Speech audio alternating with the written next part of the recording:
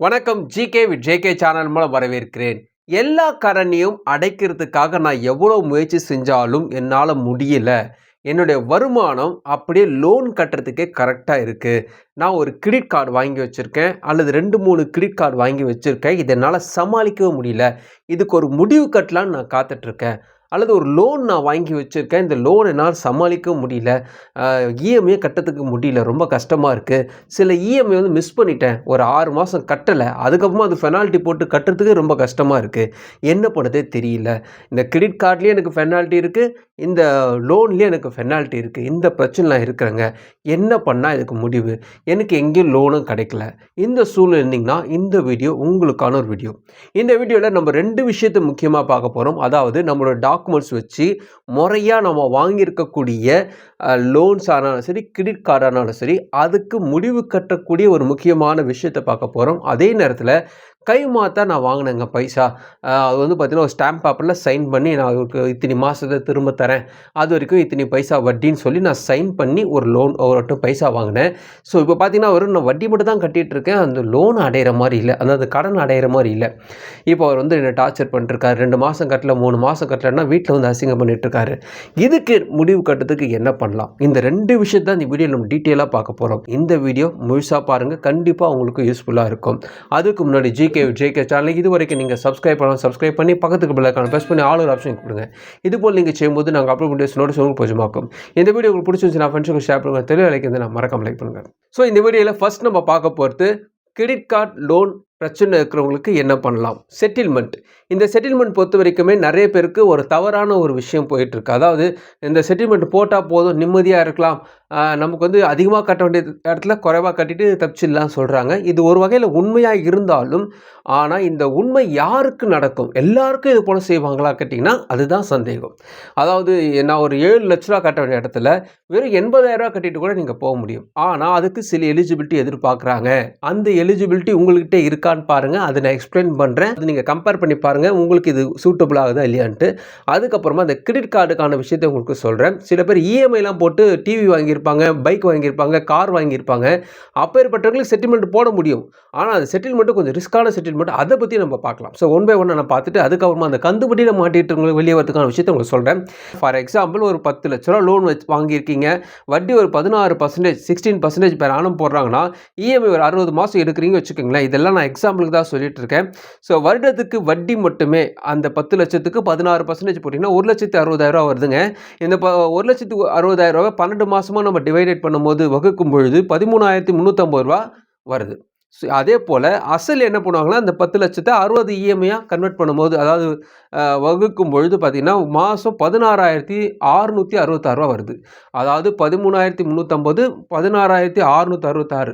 So இந்த அசல் வட்டி சேர்த்திங்கன்னா 30,016 வருதுங்க. இது எல்லாமே நான் எக்ஸாம்பிள் தான் சொல்கிறேன். இப்போ ஒரு 10 லட்சத்துக்கு இவ்வளோ அமௌண்ட் வருது.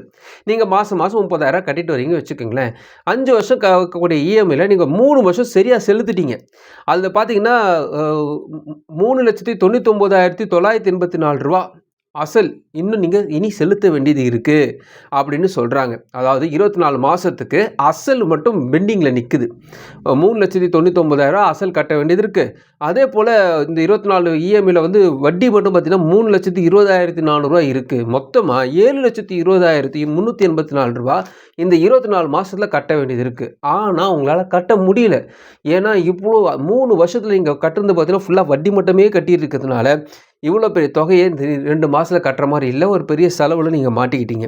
இப்போ என்ன பண்ணலாம் பார்த்தீங்கன்னா, இதை வந்து நீங்கள் செட்டில்மெண்ட் போடும்பொழுது அவங்க எப்படி பண்ணுவாங்க பார்த்தீங்கன்னா, 7,20,384 இருக்குது வச்சுங்களேன்.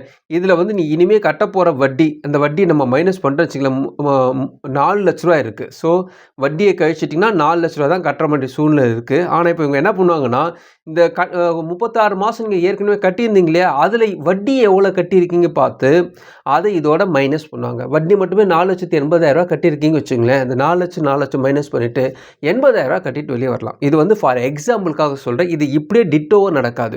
இதுவே ஒரு கிரெடிட் கார்டு நீங்கள் எடுக்கிறீங்க, 1 லட்ச ரூபா மதிப்பில் ஒரு கிரெடிட் கார்டு எடுக்கிறீங்க, பெனால்ட்டி மொத்தமே 30,000 இருக்குது கட்ட வேண்டியது.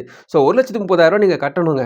இதில் என்ன அவங்க எலிஜிபிலிட்டி எதிர்பார்ப்பாங்கன்னா, அதாவது இந்த செட்டில்மெண்ட் போடுறதுக்கான எலிஜிபிலிட்டி என்ன எதிர்பார்ப்பாங்கன்னா, எத்தனை வருடங்களாக இதை பயன்படுத்துகிறா என்பது பார்த்து கணக்கீடு செய்வார்கள். கிரெடிட் கார்டு 4 வருஷம் அல்லது 2 வருஷம் ப்ராப்பராக கட்டிட்டு வந்துட்டு நடுவில் தான் இந்த மாதிரி பிரச்சனை ஆயிடுச்சு. ஸோ இந்த பெனால்ட்டிலாம் கட்டுற மாதிரி ஆயிடுச்சு. அப்படி ஒரு சூழ்நிலை இருந்தீங்கன்னா உங்களை எலிஜிபிலிட்டிக்குள்ளே கொண்டு வந்துருவாங்க.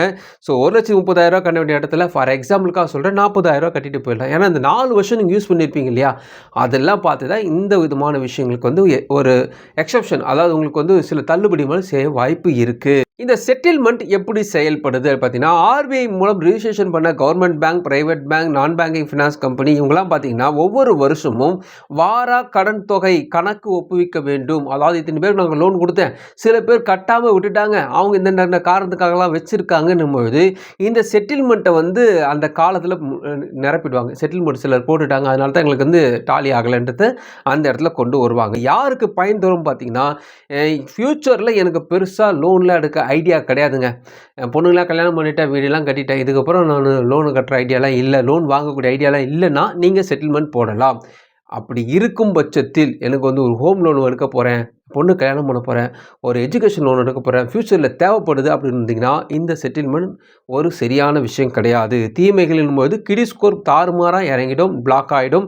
சிபில் எக்ஸ்பீரியன்ஸ் போன்ற அனைத்து விதமான கம்பெனிகளும் உங்களுடைய சிபிலில் பெரிய மாற்றம் ஏற்படாது, ரொம்ப கம்மியாக தான் காட்டும். இதில் என்ன பார்த்தீங்கன்னா வாரா கடன் வாடிக்கையாளர்ன்ட்டு போட்டு உங்களை குறிப்பிட்டு ஒரு இடத்துல வச்சுருவாங்க. ஸோ யாரும் உங்களுக்கு லோன் தர மாட்டார்கள். அடுத்த 7 வருடம் லோன் கிடைக்காதுங்க, சாதாரண இஎம்ஐ கூட கிடைக்காது இவங்க சொல்கிறாங்க. இந்த செட்டில்மெண்ட் போகிற நான் ஐடியாவாக இருக்கேன். இதுக்கு என்ன கட்டணங்கள் பார்த்தீங்கன்னா, அதுக்கு ஃபீஸ்லாம் பெருசாக இருக்காது. பேப்பர் ஒர்க்கு, நீங்கள் இந்த ஆஃபீஸில் போகிறீங்க இல்லையா, அந்த கேட்கக்கூடிய விஷயங்களுக்கான சில விதமான ஃபீஸ்லாம் நீங்கள் அட்வொகேட், அதாவது லீகல் அட்வைஸ் இருக்கிறார் இல்லையா, அதுக்கு சில ஃபீஸ்லாம் நீங்கள் கட்ட வேண்டியது இருக்கும். இதுதான் வந்து மெயினாக கேட்பாங்க. பெரிய சார்ஜஸ்லாம் இங்கே கட்ட வேண்டியது இருக்காது. எவ்வளோ நாளில் இந்த செட்டில்மெண்ட் ஆகும் பார்த்தீங்கன்னா 90 நாளில் இந்த செட்டில்மெண்ட் முடிஞ்சிருங்க. சில பேர் இஎம்ஐயில் கார் எடுத்துருப்பாங்க, பைக் எடுத்துருப்பாங்க, இதெல்லாம் செட்டில்மெண்ட் போடலாமா கேட்டிங்கன்னா, செட்டில்மெண்ட் போட்டலன்னா உங்களுக்கு வந்து பார்த்தீங்கன்னா உங்களோட வண்டியெல்லாம் ஜப்தி பண்ணிட்டு போயிடுவாங்க. இதுதான் மேட்ரு. இல்லைங்க ஜப்திலாம் பண்ண முடியாதுங்க, நான் வந்து செட்டில்மெண்ட்டுக்கு ஆப்ஷன்ஸ் எல்லாம் இருக்குது, நீங்கள் உள்ளே போனீங்க வச்சுக்கோங்களேன், நீங்கள் செட்டில்மெண்ட் போடுற மாதிரி இருக்கும், ஆனால் உங்களுடைய ஆர்சி புக் எல்லாம் அவங்க கிட்ட தான் இருக்கும். ஸோ நம்ம எல்லாமே கட்டணம் பற்றி தான் ஆர்சி புக் கொடுக்க முடியும். அதனால் அப்படி ஒரு சூழ்நிலை இருந்தீங்கன்னா செட்டில்மெண்ட் வந்து ஒரு சரியான விஷயம் கிடையாது. அப்பேற்பட்டவங்களும் செட்டில்மெண்ட்டை தவிர்ப்பது நல்லது. செட்டில்மெண்ட் போடாத பட்சத்தில் என்ன பண்ணலாம்னா, பேங்க்கிட்ட ரிக்வெஸ்ட்டாக நீங்கள் எடுத்துகிட்டு போகலாம். என்னால் திடீர்னு 1,00,000 2 மாதம் தர முடியாது, எனக்கு இன்னும் ஒரு 6 இஎம்ஐ எனக்கு ஸ்ப்ளிட் பண்ணி கட்டுறேன், இன்னொரு 12 இஎம்ஐ ஸ்ப்ளிட் பண்ணி கட்டுறேன், வட்டி கூட சேர்த்துக்குங்க, பெனால்ட்டி கூட சேர்த்துக்குங்கன்னு சொல்லி நீங்கள் ரிக்வெஸ்ட் லெட்டர் மாதிரி கொடுத்து பேங்க்கிட்ட சுமூகமாக போத்தான் நல்லது. ஸோ இது வந்து லோன் வச்சுருக்கவங்க, கிரெடிட் கார்டு வச்சுருக்கவங்க இந்த டீட்டெயில் நான் சொல்லியிருக்கேன்.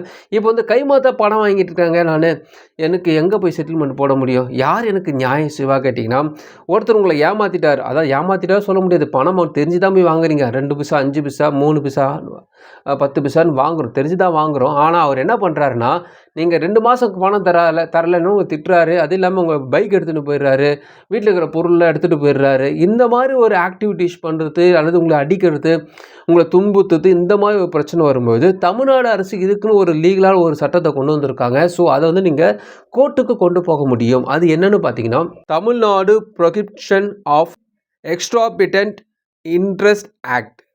இது வந்து நான் ப்ரொனவுன்சியேஷன் தெரியல, சரியாக சொல்லலைன்னா உங்கள் ஸ்க்ரீன்லேயே காட்டுறேன். இந்த ஆக்ட் படி கந்து வட்டியில் பாதிக்கப்பட்டவங்க நீங்கள் உங்களுடைய புகார்களை ஃபைல் பண்ண முடியும். கந்து வட்டியில் நீங்கள் சிக்கிட்டு இருக்கும்போது வெளியே கொண்டு வரதுக்கான ஒரு சட்டம் தான் இது. இது போல் நிறைய சட்டங்கள் இயற்றப்பட்டு இருந்தாலும் சில பேருக்கு வந்து இன்னும் வந்து விழிப்புணர்வு இல்லை. அதனால் நீங்கள் ஒரு வக்கீலுக்கு ஒரு 1000 செலவு பண்ணிங்கன்னா முடிஞ்சு போயிடும். 100 ரூபா தான் ஃபீஸ். ஆக்சுவலாக அதோடைய கேஸ் இருக்கிறதுக்கு அந்த சட்டத்தை மீறி ஒரு 100 ரூபா தான் ஃபீஸு. இருந்தாலும் நீங்கள் ஒரு வக்கீலை பார்த்து பிடிக்கும்போது இந்த கந்து வட்டியிலேருந்து வெளியே வரதுக்கான விஷயத்தை தெரிஞ்சுக்கலாம், வெளியே வர முடியும். 6 மாதம் கட்டல, இத்தனை மாதம் கட்டலன்னு யாராவது உங்களுக்கு டார்ச்சர் பண்ணாலும் இந்த விஷயத்தை செய்யலாம். சென்ட்ரல் கவர்மெண்ட் இதுக்குன்னு வந்து ஆர்பிஐயில் ஹோம்பர்ஸ்மெண்ட்னு ஒரு வெப்சைட்டே வச்சுருக்காங்க. அதை பற்றி நான் வீடியோ போட்டிருக்கேன். அதில் கூட புகார் தெரிவிக்கலாம். ஆனால் என்னன்னு பார்த்தீங்கன்னா, அதில் கந்து வட்டின்றது வராது, ரிஜிஸ்ட்ரேஷன் ஆர்பிஐயில் ரிஜிஸ்ட்ரேஷன் பண்ண பேங்க் லிஸ்ட்டு தான் இருக்கும். ஸோ அதனால் அப்படி பிரச்சனை இருக்கிறவங்க, அதாவது பேங்க்கில் ப்ராப்ளம் வரவங்க அதை ட்ரை பண்ணலாம். கைமாத்தா கைசா வாங்குறவங்க இது போல் கேஸ் எடுத்து தான் இதில் சரி பண்ண முடியும். இந்த வீடியோவில் நிறைய விஷயங்களோட ஷேர் பண்ணியிருக்கேன். நிறைய பேருக்கு நிறைய டவுட்ஸ் இருக்கும். இது போல் உங்களுக்கு சந்தேகங்கள்லாம் தாராளமாக நீங்கள் கமெண்ட்ஸ் தெரிவிக்கலாம். எனக்கு தெரிஞ்ச விஷயத்தை உங்களோட ஷேர் பண்ணியிருக்கிறேன். இந்த வீடியோ உங்களுக்கு பிடிச்சமா நினைக்கிறேன், ஃப்ரெண்ட்ஸுக்கு ஷேர் பண்ணுங்க. பிடிச்ச மறுபடியும் பார்க்கலாம். வணக்கம்.